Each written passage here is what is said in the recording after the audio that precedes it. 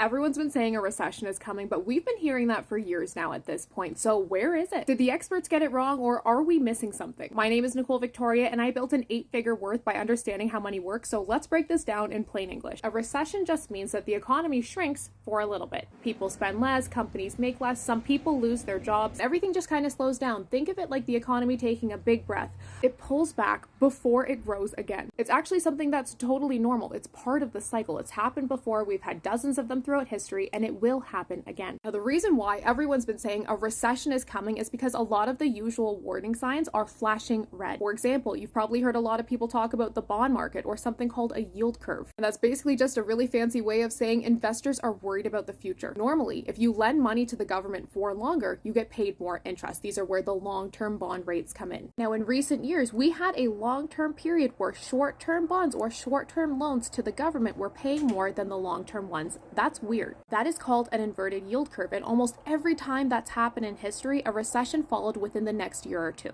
Then there's manufacturing, okay, the part of the economy that makes physical products. That's been shrinking on and off for 2 years, and we also have companies laying off people in different sectors. And more people are using credit cards to keep up with the way that prices are going. So yes, there's real stress out there. But here's the other side, the bull case, which is the optimistic view. Even though things are slowing down in some areas, most people still have jobs. Employment is still low, and when people keep working, they keep spending. Plus, we've had a lot of money flowing into the economy from government spending and business investment. Remember, our economy today runs mostly on services, not factories. So even if manufacturing slows down, people are still going to restaurants. They're still getting their nails done. They're still booking travel. They're still streaming Netflix. And that kind of spending has kept the economy afloat a lot longer than anyone expected. So who's right, the bears or the bulls? Honestly, probably both. We're probably in what's called a late cycle phase, which means the economy is starting to show cracks. And because every slowdown is different, it's impossible to know exactly when that's going to tip into a recession. But here's the thing, whether it happens this year or next year, a recession is eventually coming because that's how market cycles work. So instead of worrying about when it happens, the real question is, are you prepared for it? Because if you follow me, then you know that recessions are where millionaires are made. It's a huge transfer of wealth, but only for those who are prepared. They have a plan, they stay calm, they have cash on hand, and they invest strategically. Because during recessions, typically asset prices comes down, which means you can buy more with less. How do you get rich? By buying assets, by converting your cash into something that makes you more money. So how do you get ready? Build out your emergency fund. Have at least 6 months in a high yield savings account. Get rid of your high interest debt. Keep investing consistently, and when markets drop, be prepared to put more in. Focus on earning more and adding in more income streams. You don't need to predict the economy to win with money, but you do need to be prepared to take advantage of opportunities when you see them.